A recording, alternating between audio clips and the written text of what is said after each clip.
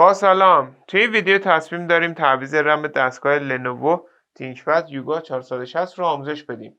برای این کار دستگاهمون باید خاموش باشه و باتریمون رو از دستگاه خارج کنیم. در صورتی که باتری رو دستگاهمون باشه، برق داخل مادربردمون وجود داره و ممکنه به دستگاهمون آسیب برسونه. خب برای این کار دستگاهمون رو برمیگردونیم و شروع میکنیم به باز کردن پیچای قاب کف دستگاه.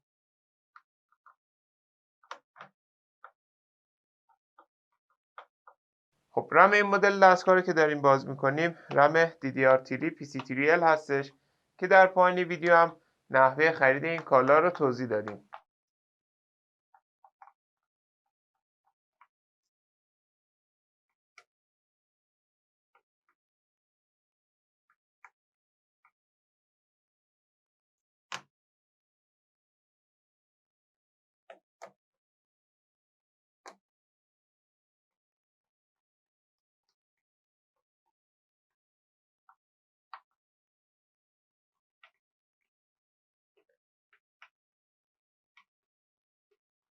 خب توی این مدل دستگاه زیر این سه تا درپوش هم پیچ هستش که با استفاده از ابزار این درپوش ها رو باز میکنیم. موقع باز کردن هم فشار بیش از حد ندین، چون باعث خرابی درپوش یا خرابی قاب کف دستگاه میشه.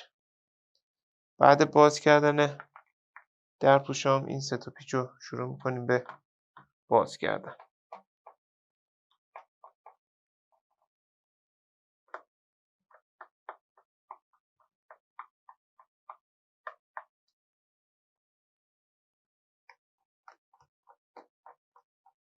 خب بعد باز کردن پیچا این پن دستگاه رو جدا میکنیم و با استفاده از ابزار شروع میکنیم به باز کردن قاب کف دستگاه. موقع باز کردن قاب فشار بیش از حد ندید، چون ممکنه قابای دستگاه بشکنه و اگر دیدین که قاب دستگاه اون ترک شکستگی داره، مراقب باز شدن قاب باشید، چون ممکنه ترک شکستگی قاب اون بیشتر بشه. و اگر این اتفاق افتاد میتونید مدل قاب دستگاه رو تو گوگل سرچ کنید. مثلا مدل قاب همین دستگاه قاب دی لنوو تینکپد یوگا 460 این کالا رو سرچ کنید، اونو تهیه کنید و ازش استفاده کنید.